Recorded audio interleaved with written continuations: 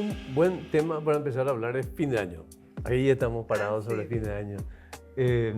Y en ese sentido es muy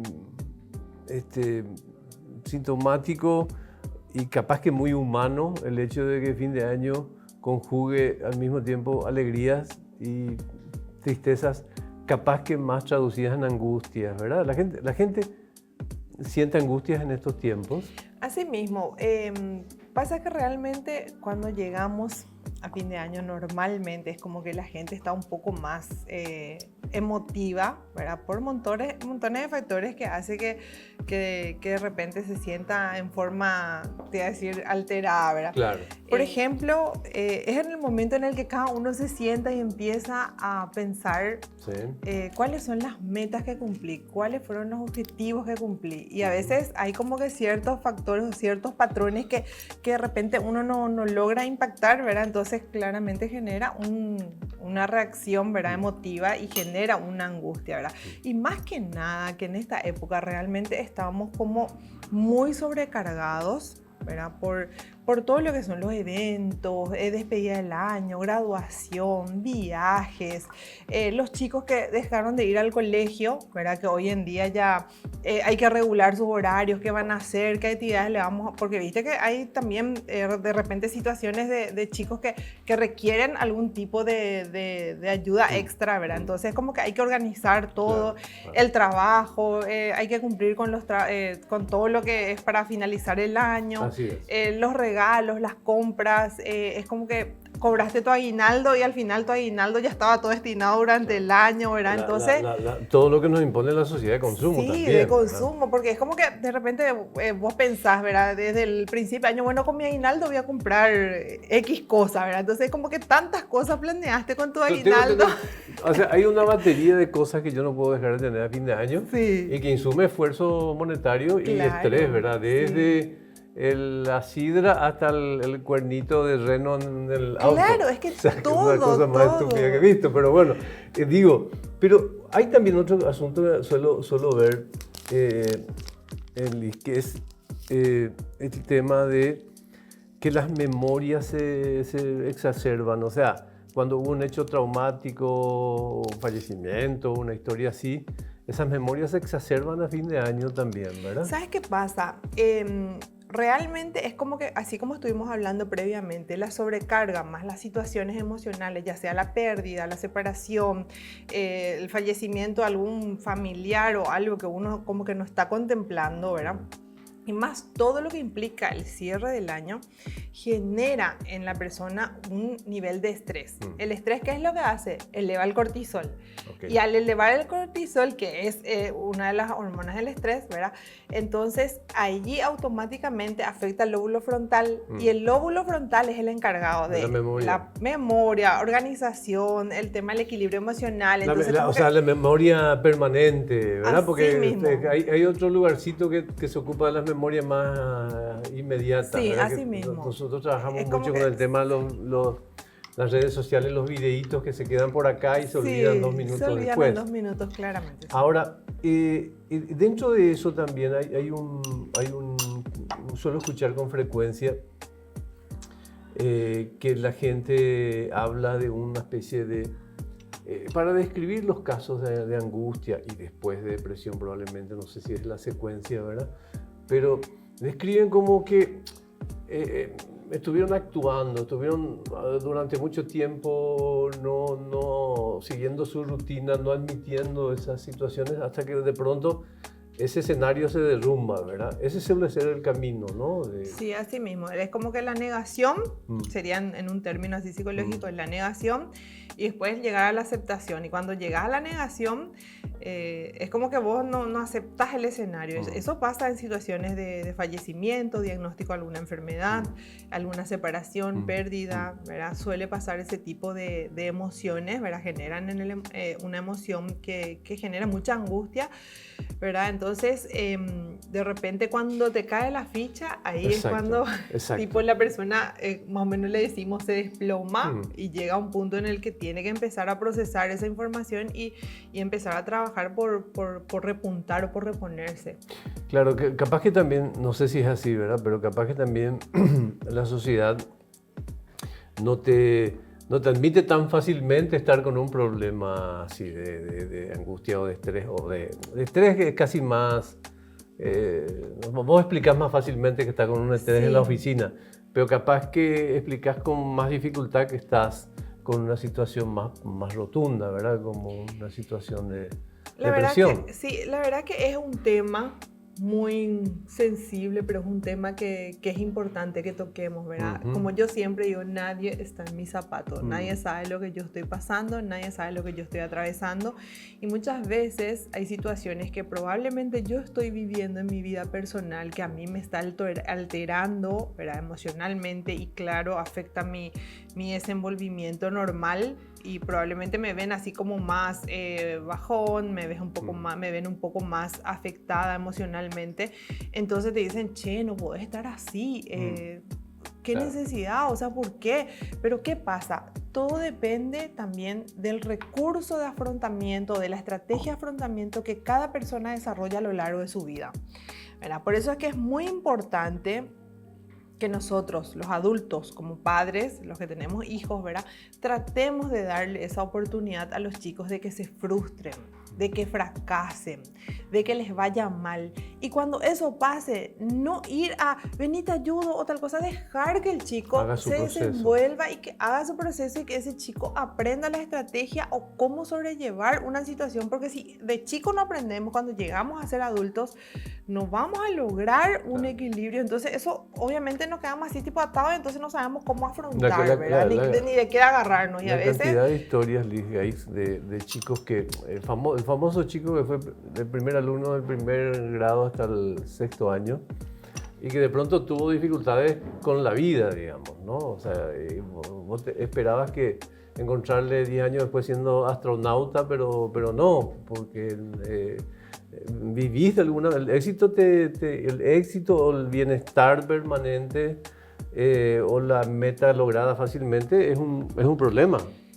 Bueno, yo tuve justo el otro día, voy a contar el caso, pero sin mencionar a la persona, ¿verdad? Pero lo que digo nomás es que tuvo un caso así, ¿verdad? Que me dice la persona, yo no puedo entender, me dice, yo fui mejor alumna, soy medalla de oro, me voy a la universidad, empiezo, me doy cuenta que no era lo que yo quería, entonces dejo, me voy a otro, o sea, es como que va probando diferentes escenarios y se encuentra en una situación en la que ella de repente ve que los compañeros o las personas, o sea, los de su promoción, están en otra faceta. Y eso le crea una frustración y una dificultad a nivel emocional terrible y no puede sobrellevar. Esa persona me dice, yo no puedo porque yo le veo y ya no sé ni qué pasa. Perdió el trabajo, no estudia y está prácticamente sin hacer nada. Imagínate que fue medalla de oro. O sea, tanto se exigió en la época de colegio que al final se queda sin recursos. Y ahí está otra vez porque me decía, mi mamá me exigía hacer 100. Mi papá me exigía, yo tenía que ser perfecto, o sea, yo tenía que ser perfecta. Entonces, ¿qué pasa? La perfección, en búsqueda de la perfección, siempre fue fracasando, ¿verdad? ¿Y qué pasaba? No tolera una frustración, ¿entendés? O sea, no tolera que algo le vaya mal, entonces, como le va mal, suelta, ¿entendés? Como que no es lo que quería, suelta. Entonces, al soltar, ¿qué le genera a esa persona? Bueno, no es lo mío. ¿Por qué? Porque no acepta el fracaso como una herramienta. Entonces, ahí es donde yo le sugiero siempre a los padres de mis pacientes que procuren dar esas herramientas, que le dejen que llore. Si hay algo que tiene que resolver, dejarle ser. Y dejarle vivir el proceso de fracasar, digamos. Así ¿no? mismo, Es como una vacuna, que finalmente es parte de la enfermedad que tenés que tener adentro para poder afrontar los momentos. Sí, ¿no? así mismo. Y eso se trabaja entonces, ¿no? Debe ser un problema para muchos padres que tienen hijos así brillantes que de pronto van a tener alguna dificultad, ¿no? Así mismo, ¿no? Muchísimos casos hay, muchísimos casos hay. Y sí, se puede trabajar, se trabaja en la estrategia de afrontar, en las dificultades que presenta esa persona en el momento. En muchos casos yo tengo que acuden así, es como que se encuentran sin rumbo y era así, de verdad era así una situación que no era necesario que llegue al punto de no poder con esa situación y nada, le damos las herramientas, analizamos todas los contenidos o los insumos que tenemos con ese paciente y ahí empezamos a ver todas las estrategias de salida, ¿verdad? Y se logra, claro. Muchas veces se logra. Este ciclo tiene casi 7 años ya y creo que entrevisto cada año por lo menos a un psicólogo, un psiquiatra y siempre le hago la misma pregunta. ¿La gente está acudiendo más al servicio o como en el pasado sigue medio resistente a...? O sea, es que si yo te digo que se habilita mi agenda y en la semana se termina el turno del mes, ya te doy una respuesta de que después de pandemia se incrementó muchísimo. Ah, mira. Muchísimo. O sea, la pandemia, ¿qué es lo que hizo? Hizo que la gente se viera. Sí, se viera. Porque te encerraste, te aislaste, no tuviste contacto social afectivo, ¿verdad? Todo era a través de redes sociales. Entonces, muchas veces el contacto... Porque nosotros somos seres sociales. ¿Qué implica eso? Que nosotros tenemos que funcionar en sociedad para que las cosas funcionen. Entonces, si vos te aislás, te encerrás, ¿qué pasa? Genera otros síntomas que te lleva al cuadro de depresión. Entonces, el solitario, digamos, que de pronto puede ser solitario nomás luego desde chico, de joven, pero va a tener siempre más posibilidades de caer en un cuadro depresivo. Bueno, la depresión es otra vez un tema bastante complejo, ¿verdad? Porque realmente tenemos depresión endógena y la exógena, ¿verdad? La endógena es la que uno hereda, trae en los genes, que significa que algún miembro de mi familia... Eso es de transporte genético. Sí, de genético, sí, heredamos. Y está después el entorno social nos lleva, o sea, la situación nos puede llevar. Podemos pasar una situación que nos haya alterado la vida, algo que nos impactó y que no sabemos cómo sobrellevar. Entonces entramos en un caparazoncito, nos encerramos, no hablamos y estamos aislados. Entonces, ¿qué pasa ahí? Empieza a entrar en una rosca sin salida y ahí obviamente puede despertar la depresión. Claro. Entonces hay muchísimos casos. Hoy en día los diagnósticos más comunes que yo estoy recibiendo son diagnósticos de depresión y ansiedad. ¿Cuán compleja es la depresión y cuán importante es un buen tratamiento? Porque yo supongo que en la depresión, como pasa con una pulmonía o como pasa con otros problemas, puede que exista gente que vaya a la primera consulta, a alguna alternativa y después abandona también, ¿no? Es como aquellos que no terminan de tomar su caja de antibióticos, ¿verdad? Así mismo, ¿no? Y eso depende mucho de la primera consulta. En la primera consulta, normalmente cuando realizamos la anamnesis, que nosotros llamamos como es la primera entrevista psicológica, sería... ya vamos abordando el motivo de consulta y te prometo que tomé como un protocolo básicamente dentro de la anamnesis, evaluar un poco el riesgo de vida con cada paciente. Okay. O sea, es como una pregunta obligatoria que lo hago en la primera consulta. Si alguna vez pensó o tuvo un pensamiento de atentar contra su vida, okay. ¿Verdad? Y ahí yo ya sé, ¿verdad? Entonces, si la respuesta es sí, ahí ya ataco, ¿verdad? Claro, ya le digo, no hay tiempo que perder. No, ahí ya no hay tiempo. Si tuvo un pensamiento, ahí ya, bueno, acá estamos ante una situación inminente. Porque eso se puede exacerbar ahí. Claro, se puede exacerbar. Y hay números al respecto de cuadros depresivos, iniciativas de autoeliminación o no, o sea, hay un porcentaje de personas que pueden caer en eso. Y sí, o sea, normalmente la mayoría de las personas que toman la decisión de autoeliminarse tienen una carga de depresión. O sea, normalmente tienen, o sea, es como que se meten en un pozo y como que no encuentran una salida ante esa situación, entonces decide, ¿verdad?, en tomar esa drástica decisión, pero sin embargo, yo por eso es que más que nada en septiembre trabajamos mucho, que es la época de promoción de hablar, de no quedar callado, ¿verdad? Porque muchas veces aquella persona que ves que tiene un cambio en su aspecto, no se arregla, es como que está más desaliñado, no sale, se encierra, tiene llanto fácil. El socio que empezó a llegar con camisa arrugada todos los días. Es como que le ve así, ¿qué le pasa? ¿Entendés? Porque a veces incluso, ¿verdad? Personas que tomaron la decisión y dicen, te juro que yo no puedo creer porque siempre se le veía tan alegre, tan bien, o sea, ¿cuál es lo que fue? ¿Entendés? Pero en algún lugar hay señales, o sea, de alguna manera. Entonces, por eso es muy importante que también aprendamos a mirar un poco el entorno, ¿verdad? Y a ver la forma en la que nosotros le podamos ayudar a esa persona. Claro. Se sale con cuánta facilidad o dificultad de un cuadro así una vez que existe un proceso de tratamiento. Se sale. Si estás en un cuadro depresivo, hay un protocolo, el tipo de terapia cognitivo-conductual, que son sesiones específicas, cantidad de sesiones específicas, no son esas sesiones que vos te vas y hablas, no, bueno. Es así tipo bien marcado cada sesión en la que te indica qué vas a hacer en cada sesión, es una vez por semana, y depende de la gravedad del caso, solemos sugerir medicación, pero si no es tan grave, sin medicación incluso el paciente puede salir. ¿Hay un promedio de edad que es susceptible, digamos, a esos o no? Y mira, ¿Cuál es el caso de depresión más joven que te tocó en tu vida? Niños.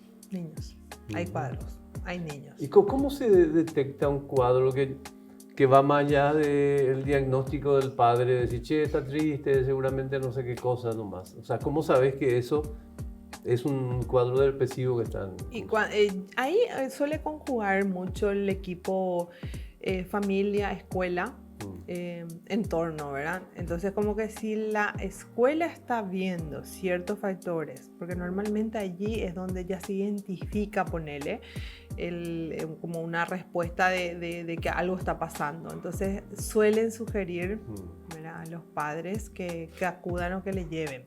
Y no te miento que hoy en día hay muchos padres que les cuesta aceptar, pero mi hijo no está loco, ¿por qué tal cosa? O sea, hoy en día, es un tema que a muchos le cuesta, pero te prometo que hay... Yo tengo muchísimos casos de pacientes súper sanos que vienen a consulta porque quieren saber cómo están.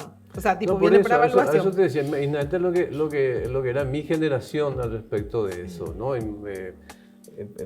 Pensar en una visita a un psicólogo o una psiquiatra luego ya era estar directamente a un paso de manicomio, digamos, ¿no?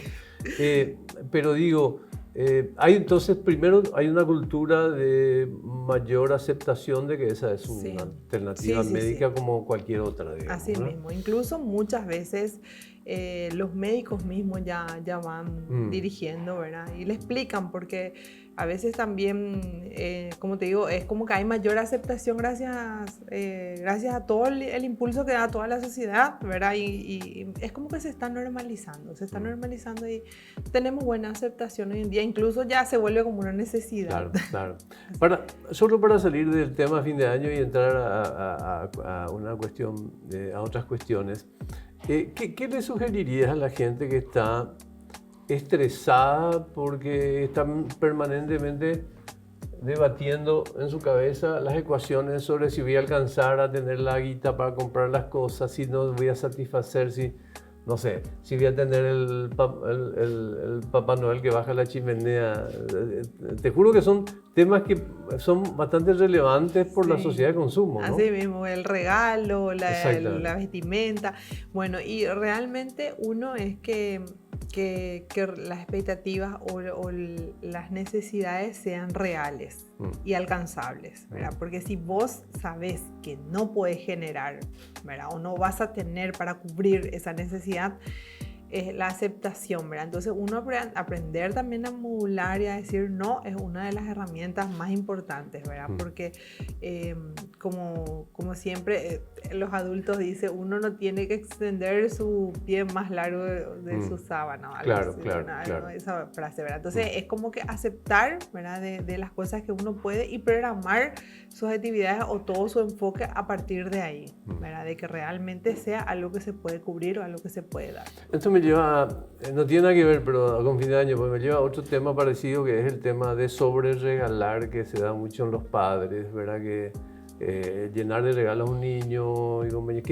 ¿Qué tiene de bueno, qué tiene de riesgos esa situación? Y es un tema que yo muchas veces también suelo trabajar con los padres. El hecho de que realmente podamos dar cosas que realmente necesiten y no sobrecargar, porque al sobrecargar, ahí otra vez vamos con el tema de la crianza, ¿verdad? De que de repente no va a tener capacidad de frustración si ponele, ojalá nunca pase en ninguna familia, pero ocurre una situación de crisis, que la familia pasa por una situación en la que de repente puede dejar de proveer porque pasó esa situación, entonces el chico se queda así colgado. O sea, yo tuve casos de personas que tuvieron mucho poder adquisitivo y pasó situaciones en la familia que hizo que caiga la situación económica, entonces vienen los chicos porque se sienten frustrados, no saben qué hacer, porque antes se iban a la peluquería de, no sé, XCA, ¿verdad? Pero y ahora tiene que peinarse en casa, o sea, tipo claro, cosas así que de repente le crea frustración, aunque no creas,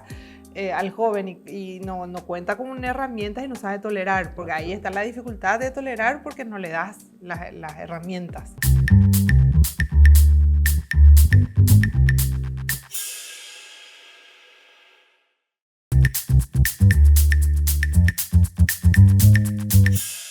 En estos tiempos de inteligencia artificial, que mucha gente está reemplazándole con inteligencia artificial a ustedes, a los médicos, a todos, ¿no?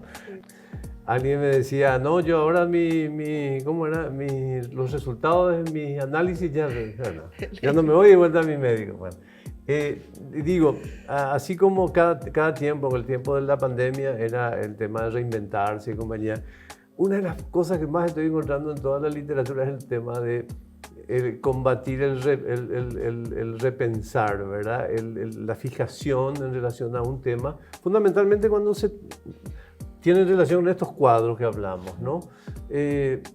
¿Cómo se despeja un problema de la cabeza de las personas? Bueno, cuando estamos rumiando. Exacto. La rumiación sería. O sea, la rumiación es cuando tenemos un pensamiento muy repetitivo y está prolongándose en el tiempo. Entonces, ¿cómo desactivar la rumiación? Es con activación. O sea, qué buena comparación la de la rumiación. Sí. Entonces, vos tenés así, es como que todo el tiempo una situación. Entonces, ¿cómo es la forma en la que yo pueda modificar o sacar eso de mi cabeza? Es automáticamente hacer algo, meramente, hacer una acción. Ir no sé, al súper, a Vigi, salir no sé, a caminar o lo que sea, la situación, no sé, a cualquier lugar que te toque ir. Entonces ahí es donde el peor lugar es tu cama, sí, o el sitio no donde encerrarse, estás sentado, porque sí. si vos te quedas quieto, la situación empeora. Y ahí hay una triada que yo siempre le digo a mis pacientes que deben cuidar mucho. Cada pensamiento genera una emoción y cada emoción genera una conducta o una acción, ¿verdad? Entonces, si yo estoy rumiando o pensando un tema y encima el tema que estoy pensando es fatal, ¿verdad? Entonces, ¿qué va a hacer? Voy a poner a mi cuerpo tipo en alerta. ¿Por qué? Porque algo malo va a pasar, ¿verdad? Entonces, automáticamente empieza a responder mi cuerpo de manera fisiológica, empieza a tener taquicardia, opresión en el pecho, angustia, algo me va a pasar, entonces... Y un día puede ser un infarto. Sí. O sea, puede ser cualquier cosa, pero ahí es donde llegamos a la crisis de trastorno de ansiedad generalizada que puede llevar a un pánico, por ejemplo. Esto me lleva a pensar en algo que yo, bueno, leí un poquito sobre eso porque trabajo el tema de los fenómenos de comunicación, sobre los lugares del cerebro que participan en diferentes formas de reaccionar. Y hay una ecuación de la NASA para, ¿viste? Los astronautas cuando viajan tienen alarmas por cualquier cuestión, ¿verdad? Y la clave es que no reaccionen inmediatamente. Entonces su técnica es la de esperar 10 segundos para reaccionar a una alarma. Sí. Porque es cuando el razonamiento vuelve a esa parte del cerebro que mencionabas, sí, que vas a saber explicar mejor que yo, ¿verdad? Que es el frontal, ¿no? Sí. Entonces, eso también tiene que ver con lo que explicás, ¿no? ¿En qué momento reaccionamos ante un estímulo negativo, ¿no? Bueno, a ver, cuando uno está en alerta, vamos a suponer, ¿verdad? Que es como que a mí me pasó, voy a contar una experiencia que me pasó cuando era joven.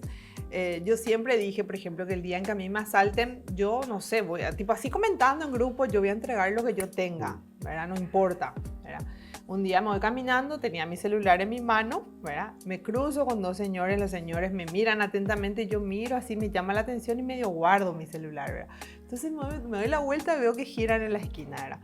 ¿Y qué pasa? Cuando se siente en peligro, tenemos tres formas de reaccionar. O salís corriendo del lugar, o peleás, luchás contra esa situación, o te quedas paralizado sin poder reaccionar, sin poder gritar, sin poder hacer absolutamente nada. Bueno, yo supuestamente iba a entregar todo, ¿verdad? Hasta que me pasó.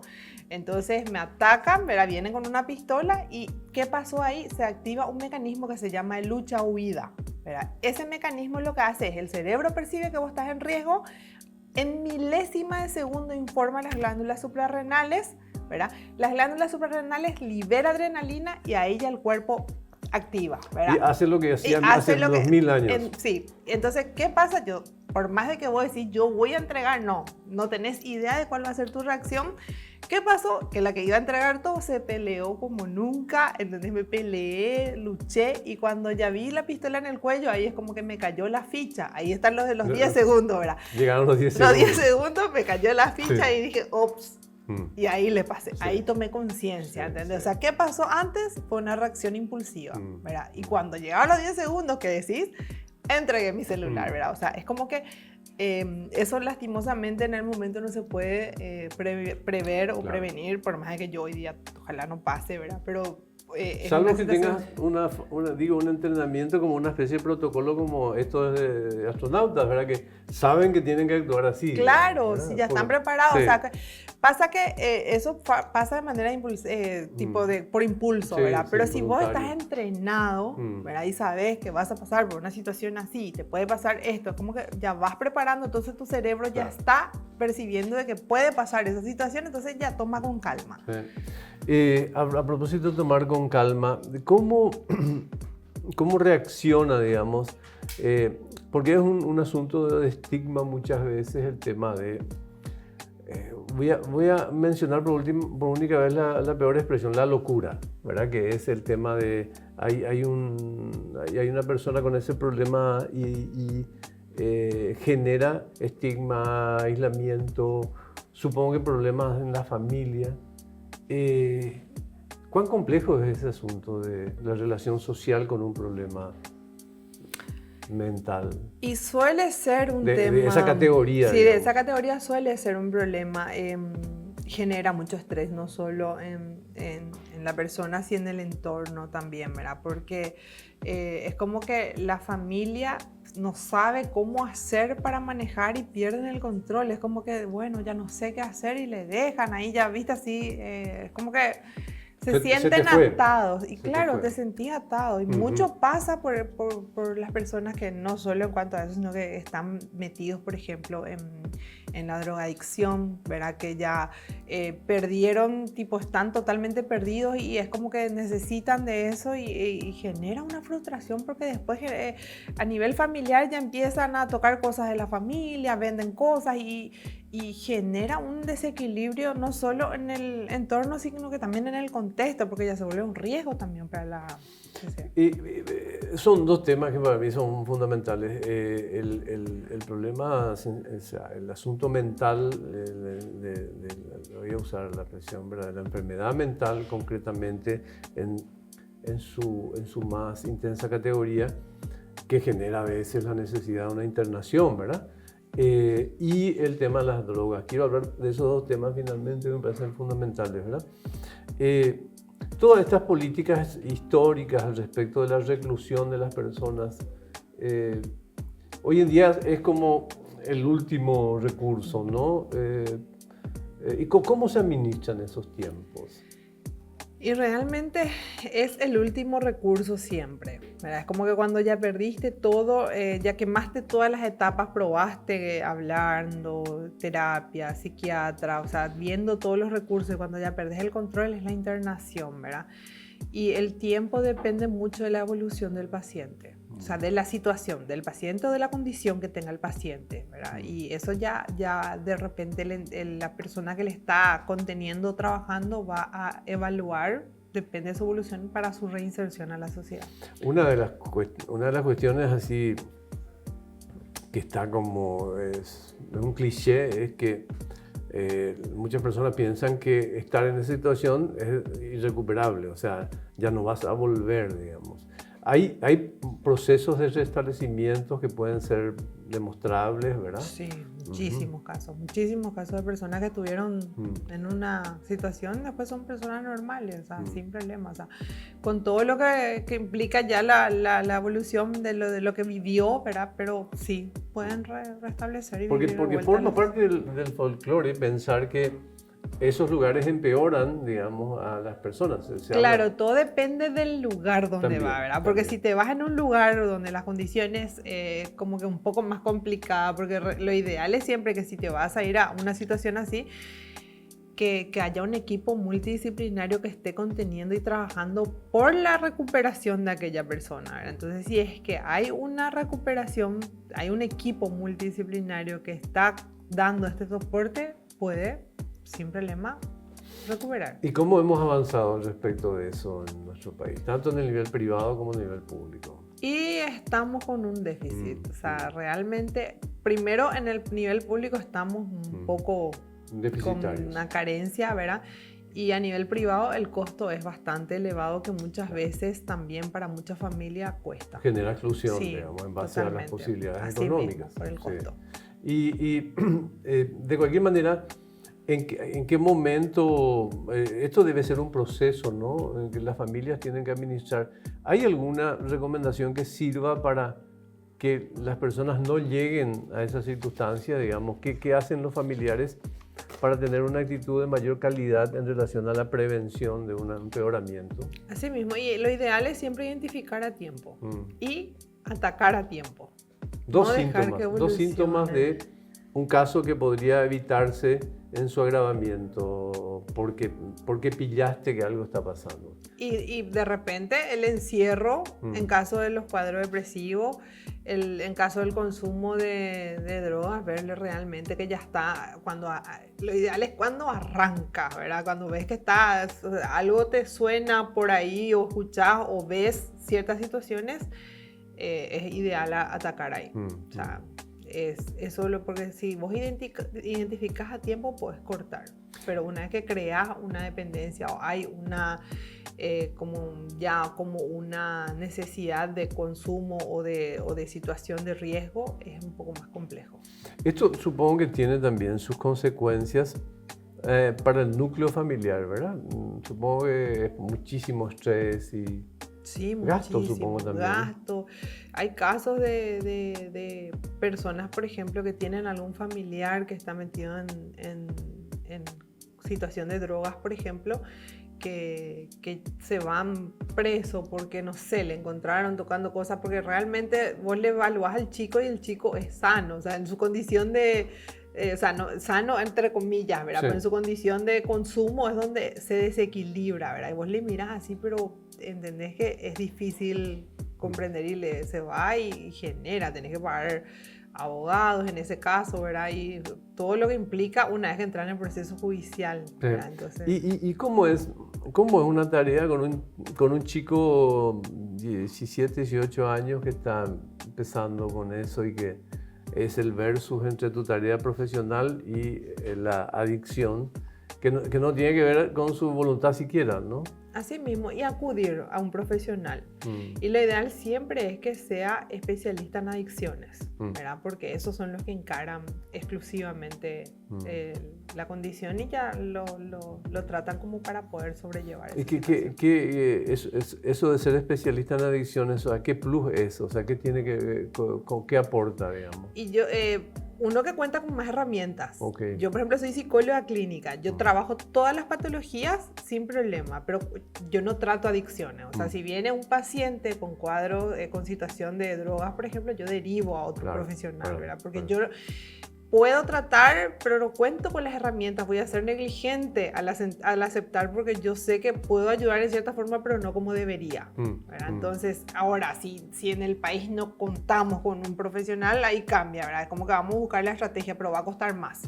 Es lo mismo que si yo no soy especialista en terapia cognitivo-conductual, que es una de las herramientas más importantes hoy en día para las patologías así tipo que de cuadros como depresión, ansiedad o cualquier otra patología que tiene así bien estructurado las sesiones, de repente soy más efectiva haciendo así un protocolo y logro sacarle al paciente en menor tiempo que de repente con otras subespecialidades que llevan un poco más de tiempo. Citaste dos patologías, es volver un poquito atrás, pero citaste dos patologías y mi curiosidad es, ¿tienen vínculos? O sea, ¿es una gradación, ansiedad, depresión o pueden funcionar en forma paralela?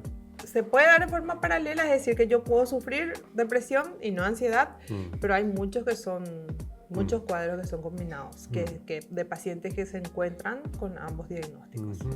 Me hablaste un poco de infraestructura y hablamos un poco de déficit, pero en general, a nivel nacional, ¿cómo está el asunto de la salud mental, las políticas públicas, la calidad de atención en general, a nivel privado, a nivel público? ¿Cómo se califica? Y en realidad yo creo que estamos en crecimiento, o sea, estamos desarrollando, estamos trabajando en mejorar siempre. Nosotros desde mi hospital, por ejemplo, estamos trabajando de que realmente se dé una atención de calidad. Cuesta abarcar porque la necesidad lamentablemente hoy en día es mucho más grande que de lo que nosotros podamos ofrecer, en el sentido de que la necesidad hoy en día en cada casa alguien necesita una ayuda, entonces como que es difícil cubrir ya a nivel país, porque somos muy pocos los psicólogos que podemos dar soporte. Ahora, finalmente la dura le llaman, la pregunta dura le llaman a veces, en los cuadros terminales de salud, o sea, los cuadros, o puede que no sean terminales, que sean oncológicos, que curables incluso, pero que te encontrás con una palabra que es potentísima y que es en esos casos, supongo que la implicancia no solamente es el paciente, sino todo su entorno, ¿no? En el impacto emotivo y de salud mental. Sí, genera mucho desgaste a nivel familiar, ¿verdad? Porque realmente cuando te encontrás ante un diagnóstico, o sea, vos sabes cuál es la situación que te espera, cuál es el camino que te espera, es como que más angustiante, ¿verdad? Pero en el proceso después del fallecimiento es como que más resiliente la persona que vivió una situación previa ante una situación de un accidentado, por ejemplo, ¿verdad? O un infarto, ¿verdad? O sea, para la familia y el entorno, el fallecimiento de un familiar que tuvo una enfermedad del caso, como mencionás, como que está como un proceso y vos ya vas desarrollando en el proceso el entender de que eso va a pasar, es muy diferente a la aceptación. Es como que, bueno, ya está, descansó, ¿verdad? Estaba sufriendo mucho, estaba pasando por una situación, bueno, ya está, ya procuró y no pudo, ¿verdad? Es diferente el impacto emocional a una situación de un accidente o una crisis de infarto, como te digo, de repente que es una muerte inminente que vos no esperaste y como te golpea. Muy diferente, porque en el otro incluso te da la oportunidad de despedirte, de agradecer, es como que de hablar y desarrollar otras cuestiones un poco más, como que te vas aliviando la cara a una situación así que de repente suena... Igual debe ser un desafío y por eso merece mucho respeto esta especialidad médica que hoy existe de acompañar esos procesos finales, ¿verdad? Pero es un desafío porque las personas no aceptan la muerte, o sea, no hay una persona que te diga cancheramente, o si dice, mienten muchas veces, ¿verdad? Es un evento... Y es una situación que cuesta aceptar, pero hay otra realidad, de que todos en algún momento cumplimos un ciclo y tarde o temprano nos vamos, ¿verdad? Entonces, tomarlo desde esa perspectiva, ¿verdad? Es como que también entender que todos vamos así como tenemos un principio, tenemos un final, y por eso que yo siempre le digo a la gente, viví tu presente, viví tu ahora, o sea, ¿por qué tenés que esperar para mañana? Mañana voy a ser feliz porque quiero tal cosa, o mañana, si logro esto, voy a ser feliz. ¿Y por qué no sos feliz en el proceso, verdad? O sea, ¿por qué no viví este momento que ahora, el aquí, ahora, que ahora, no sé, este momento que estamos viviendo nosotros, por ejemplo, a mí me llena así, me llena de mucha energía, porque es como que de alguna manera sé que estamos llegando a muchos hogares y que estamos dando muchas herramientas, insumos para que cada uno de repente pase una situación, ¿verdad? Entonces, cuesta cuando hay una persona enferma, no queremos aceptar, pero es algo que todos sabemos que en algún momento va a pasar, o sea, a cualquiera de nosotros nos va a pasar. Entonces, aprender a vivir el momento es lo que yo recomendaría. No te preocupes, el último tema no era la muerte, era la felicidad. Quiero hablar de eso, finalmente. A veces como somos renuentes a... No sé qué nos pasa, ¿no? Que somos renuentes a decir que somos felices o que estamos buscando eso o que no importa cuánto cuesta, queremos llegar a eso, ¿verdad? Como que capaz que sea también por nuestra historia judeocristiana del complejo de culpa y de sentirnos culpables permanentemente, ¿verdad? ¿Cómo se administra el tema de la felicidad, Liz? Bueno, ahí ya vamos a otro tema otra vez. Pero mejor que el anterior. Mejor que el anterior. No, digo en otro tema porque realmente algunos dicen, ¿qué es lo que es la felicidad? Tipo, ¿cuál es lo que es el concepto de la felicidad? Por cómo yo me doy cuenta o identifico que estoy siendo feliz, ¿verdad? Que es mucha pregunta, o sea, es una pregunta que muchas personas se hacen de repente, ¿verdad? Entonces, como yo siempre le digo, la felicidad está en los pequeños momentos que uno le toca vivir, ¿verdad? De aprender a apreciar y a dirigir esos momentos como así tipo, como yo camino en Ñuguazú casi todas las mañanas y como trabajo todo el día me voy medio madrugada, a las 5 de la mañana estoy en Ñuguazú y les prometo que es mi momento más feliz, ¿verdad? ¿Por qué? Porque llego, me bajo y viste así el amanecer, ¿verdad? Oler... Es toda la energía, ¿no? Y ver las plantas, es como que el fresco del pasto, de que acá está amaneciendo, no se imaginan, aparte de la activación que estoy haciendo caminata, ¿verdad? La cantidad de dopamina, serotonina, oxitocina que estoy inyectando como neurotransmisores, ¿verdad? Y les prometo que eso me lleva a un equilibrio y no sabes todo lo que me genera, o sea, me da toda la energía. Hoy estuve caminando y hoy estoy reactiva. Es el equilibrio, entonces, así, ¿no? Es como que encontrar un equilibrio emocional, ¿verdad?